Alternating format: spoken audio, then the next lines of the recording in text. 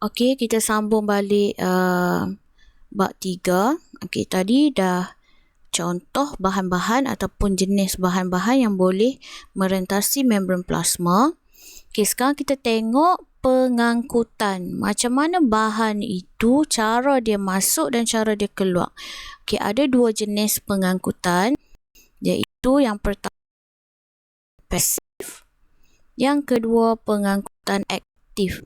Okey, ada dua jenis pengangkutan. Okey, kita tengok dulu pengangkutan pasif. Kenapa kita panggil dia pengangkutan pasif? Sebab pengangkutan pasif adalah pengangkutan yang tidak memerlukan tenaga. So, kamu tak ada tenaga pun still pengangkutan itu berlaku. Okay, itu maksud pengangkutan pasif. Dia menuruni cerun kepekatan. Apa maksud menuruni cerun? Okay, maksud menuruni cerun. So, cerun itu macam bukit lah. Okay, maksud menuruni cerun ialah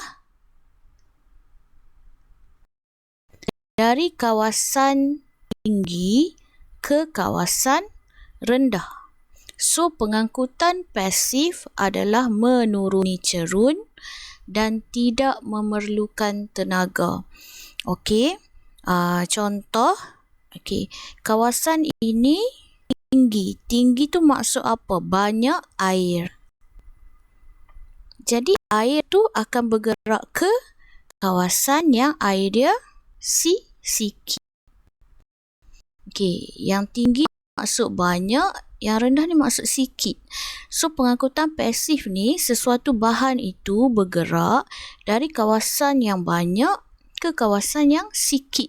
Benda ni berlaku secara semula jadi dan tidak perlukan tenaga. Okey, tidak perlukan tenaga. Jadi, kenapa dia tak perlukan tenaga? Dia just menuruni cerun. Jadi, tak perlu tenaga. Macam kamu kayuh basikal. So, kalau kamu kayuh basikal, kalau kamu turun bukit, kamu tak perlu tenaga yang banyak. Nah, jadi, kita panggil dia pengangkutan yang pasif. Okey, pengangkutan pasif pula ada 3. Satu, yang kedua osmosis, yang ketiga berbantu. Okey, pengangkutan ada 2, pasif dan aktif. Pengangkutan pasif pula ada 3. Resapan ringkas, osmosis dan resapan berbantu. Okey. Pertama sekali kita tengok resapan ringkas. Okey, resapan ringkas adalah bagi molekul, pergerakan bahan molekul atau ion dari kawasan berkepekatan tinggi ke kawasan berkepekatan rendah. Okey. Sampai bila dia nak bergerak macam tu? Sampai kedua-duanya seimbang, sama banyak. Keseimbangan dinamik dicapai. Okey, dia akan bergerak dari kawasan yang banyak ke kawasan yang sikit sampai kedua-duanya sama banyak. Okey. Pergerakan ni boleh melalui membran plasma ataupun tidak. Secara semula jadinya bahan memang bergerak macam tu. Tak merentasi membran atau merentasi membran sama. Okey. Kemudian bahan apa yang bergerak macam ni? Contoh dia oksigen, karbon dioksida, asid lemak dan gliserol. Okey, 4 bahan ini merentasi membran plasma secara resapan ringkas. Okey, 4 bahan ni merentasi membran plasma secara resapan ringkas. Kalau kamu tengok dekat sini, dia ada shape dia kat sini. Contoh karbon dioksida. Okey, karbon dioksida dekat sini ada berapa biji? 1, 2, 3, 4. So, sebelah sini ada 2. Jadi, kawasan ini banyak, kawasan ini sikit. So, dia akan bergerak dari kawasan ni yang banyak ke kawasan yang sedikit. Sampai kedua-dua belah tu sama. 3 sini, 3 sini. Mencapai keseimbangan dinamik. Itu maksud pengangkutan pasif. bagi resapan ringkas untuk molekul dan ion. Okey, untuk molekul dan ion. Sama jugalah yang hijau ni oksigen. Oksigen dekat sini ada 3. Dekat sini ada 1, 2, 3, 4, 5, 6, 7, 9. So, dekat sini banyak. Dekat sini oksigen akan bergerak dari luar tu masuk ke dalam. Sampai sama banyak. Kalau kat sini 9, sini dah 3 jadi 12. So, akan jadi dekat sini 6. Dekat sini 6 barulah dia berhenti bergerak. Berhenti meresap. Okey, itu maksud pergerakan molekul dari berkepekatan tinggi ke kawasan berkepekatan rendah menuruni cerun kepekatan. Apa maksud menuruni cerun? Dari tinggi ke rendah. Kemudian sampai bila? Sehingga mencapai keseimbangan dinamik, maksudnya dua-dua belah tu sama banyak. Okey, dan dia tak perlukan tenaga. Okey, itu untuk 4 bahan tadilah, oksigen, karbon dioksida, asid lemak dan gliserol. Okey, yang kedua adalah osmosis. Osmosis adalah sama pengangkutan aktif, cuma pergerakan air. Air pergerakan dia kita panggil osmosis. Yang lain sama. Air akan bergerak dari kawasan keupayaan air tinggi. Kenapa kita tak panggil kepekatan?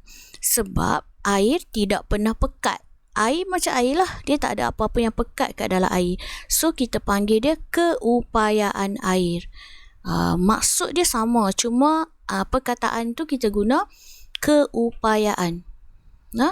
Keupayaan air tinggi maksudnya tempat yang banyak air, ke kawasan keupayaan air rendah, tempat yang air dia sedikit.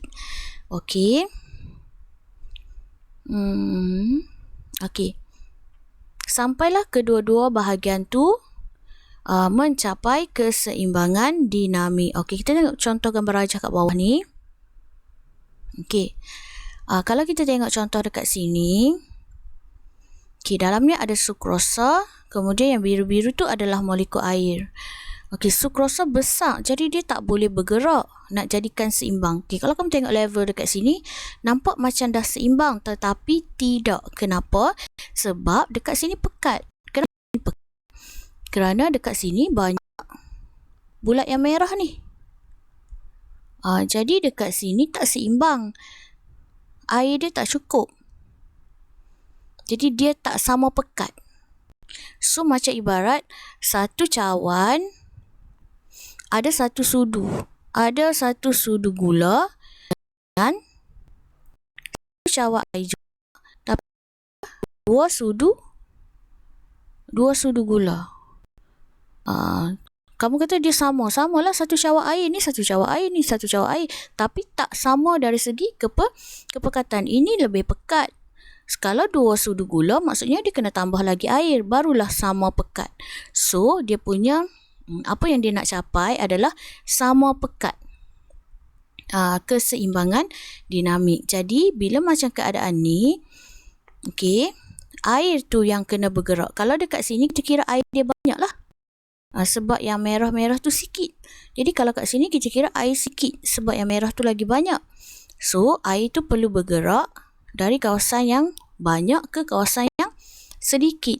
Maka dia pun jadilah macam ni. Inilah baru walaupun paras air tu tak sama, tapi ini adalah seimbang. So, kalau kita nak bagi dia sama pekat, kalau ini satu sudu gula dengan secawan air, ini pula dua sudu gula dengan dua cawan air. Barulah dia sama pekat. Itu maksud mencapai keseimbangan dinamik. Okey, kalau kita tengok dekat sini, nampak molekul air banyak dekat sebelah sini. Sebelah sini sikit. So, dia akan bergerak dari tempat yang banyak ke tempat yang sedikit. Tapi kalau osmosis hanya air sahaja yang bergerak. So, kalau air bergerak, kita panggil osmosis. Kalau benda lain yang bergerak, kita panggil resapan ringkas. Okey, yang ketiga, resapan berbantu. Okey, resapan berbantu ni adalah bahan-bahan yang tak larut lipid jadi. Okey, tak larut lipid seperti ion ataupun molekul yang bersaiz besar seperti asid amino dan glukosa, dia tak boleh nak melalui fosfolipid. Yang ni fosfolipid dia besar, dia tak boleh lalu kat sini. So, dia perlukan protein. Sebab itu kita panggil dia resapan berbantu. Apa yang bantu dia? Protein. Apa yang bantu dia masuk? Protein yang bantu dia masuk. Protein tu protein apa? Boleh jadi protein pembawa, boleh jadi protein liang. Mana-mana protein lah yang membantu. Okey, resapan berbantu tidak perlukan tenaga, sama. Semua pasif tak perlukan tenaga. Semua pun akan menuruni cerun kepekatan, maksudnya dari kawasan berkepekatan tinggi ke kawasan berkepekatan rendah sampailah mencapai keseimbangan dinamik. Ketiga-tiga ayat ni kena ada bila kamu jawab soalan. Tidak memerlukan tenaga, menuruni cerun kepekatan dan sehingga mencapai keseimbangan dinamik. Cuma yang berbeza dia dibantu oleh protein. Okey, kalau protein liang, molekul kecil seperti ion, dia boleh masuk je melalui liang tu. Okey, tapi kalau protein pembawa pula, dia ada satu tapak. Okey, tapak yang bentuk dia sama dengan bahan yang nak masuk tu. Okey, tapak dia mestilah spesifik. Kalau tapak tu bentuk macam glukosa, glukosa sajalah yang boleh masuk. Yang lain tak ngam lah dengan bentuk tu.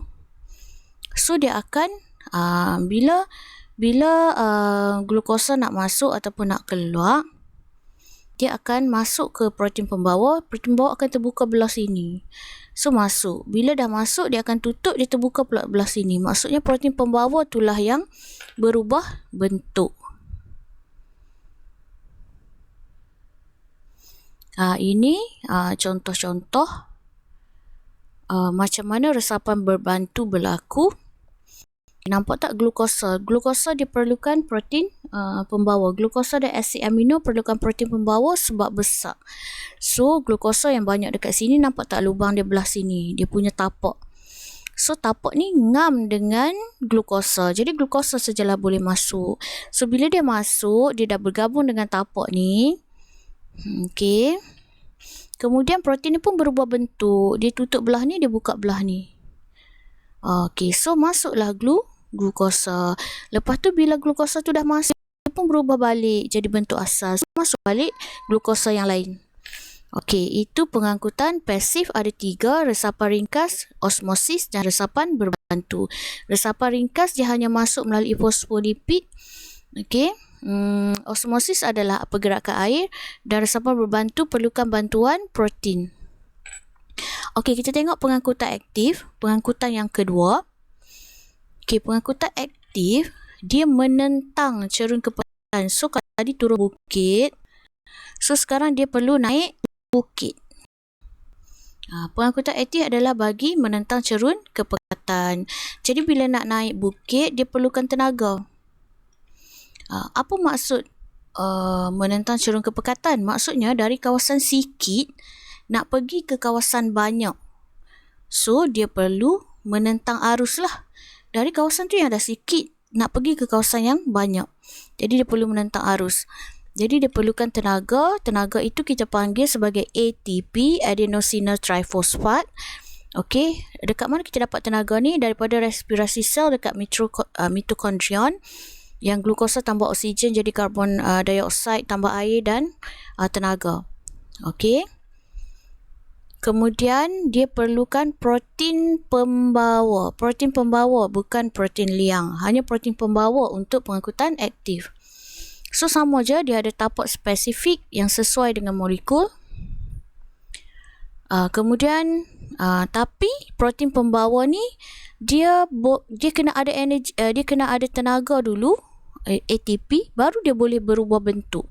Kalau resapan berbantu tadi, dia memang boleh berubah bentuk tanpa tenaga. Tapi kalau untuk pengangkutan aktif, dia perlukan ATP, barulah dia boleh, ATP tu tenaga, barulah dia boleh berubah bentuk. Okey, kalau tengok kat sini. Okey, apa yang menggunakan pengangkutan aktif? Okey, bahan apa yang menggunakan pengangkutan aktif? Iaitu natrium dan kalium. natrium dan kalium perlukan pengangkutan aktif untuk masuk dan keluar. Okey, kalau tengok dekat sini ni dah banyak dah natrium. Ada 3. Okey. Ada 3 tapi still lagi natrium yang 1, 2 ni nak masuk ke tempat yang banyak. Okey. Jadi dia bergabung dengan tapak aktif yang dekat protein pembawa ni. Kemudian untuk dia berubah bentuk, nak terbuka belah ni, dia perlu ada tenaga, ATP. So, bila ATP melekat dekat sini, barulah dia berubah bentuk dan terbuka. Barulah natrium tu boleh keluar. Nah? Okey, ni gambar yang keempat. Bila natrium tadi dah terbuka, okey, dekat tepi ni dia ada shape untuk kalium. Maksudnya protein ni boleh bawa 2, natrium dan kalium. Okey, bila dia dah terbuka, kalium pula masuk. Kalium dekat sini dah banyak. Tapi dia still nak masuk lagi. Okey. Sebab dia menentang cerun kepekatan. Okey, jadi dia pun bind lah dekat tapak aktif ni, kemudian sama bind kat tapak aktif, dan fosfat daripada tenaga tadi akan detach ataupun keluar. Okey, menyebabkan shape dia tu berubah, terbuka belah sini. Nanti kita akan cikgu akan jelaskan lagi lah dalam kelas nanti. Okey, jadi bolehlah natrium dan kalium keluar dan masuk. Okey, kita panggil dia pump natrium kalium. Nah, pump natrium kalium menggunakan pengangkutan aktif. Kemudian kita ada satu lagi iaitu pump proton. Pump proton dia membawa hidrogen. So hidrogen dah banyak dekat sini, tapi still lagi hidrogen kena kat sini. Kenapa kalau dah banyak tapi nak pergi lagi? Maksudnya di kawasan ini perlu lebih banyak hidrogen. Dia perlu mengumpul hidrogen. Nah, sebab itu dia perlu banyak. Contoh, kita dah banyak gula, dalam badan kita dah banyak gula, tapi kenapa kita nak makan gula lagi? Sebab badan kita perlukan gula yang banyak untuk buat tenaga. Jadi kalau gula dalam badan dah banyak, nak masuk macam mana? Jadi dia masuk secara pengangkutan aktif lah. Walaupun dah banyak, still nak masuk. So dia kena guna pengangkutan aktif. Okey, dia tak perlu capai keseimbangan lah. Tak perlu sama banyak luar dan dalam, tak. Benda yang perlu banyak di satu kawasan, maksudnya kita nak kumpul dia kat situ, dia perlukan pengangkutan aktif. Okey, apa perbezaan dan persamaan pengangkutan aktif dan pengangkutan pasif? Okey, kalau kamu tengok dekat sini, pengangkutan pasif yang warna hijau ni yang sama. Okey, dua-dua berlaku di membran telak memilih, dua-dua merentasi membran plasma, bahan merentasi, dua-dua mengangkut bahan. Okey, tapi yang pasif tak perlukan tenaga, yang aktif perlukan tenaga. Yang pasif mengikut cerun kepekatan, yang aktif tidak mengikut cerun kepekatan ataupun menentang. Okay, yang pasif dia kena capai keseimbangan. Dia maksudnya kiri kanan tu ataupun dua-dua kawasan tu kena sama banyak, sama pekat. Tapi kalau aktif dia tak boleh macam tu. Dia untuk menyingkir ataupun mengumpul. Dia kena kumpul satu site, satu tempat bagi banyak. Okey, itu perbezaan dan persamaan pengangkutan aktif dan pengangkutan pasif. Okey, contoh pergerakan bahan dalam organisme hidup. Okey, nanti kita akan sambung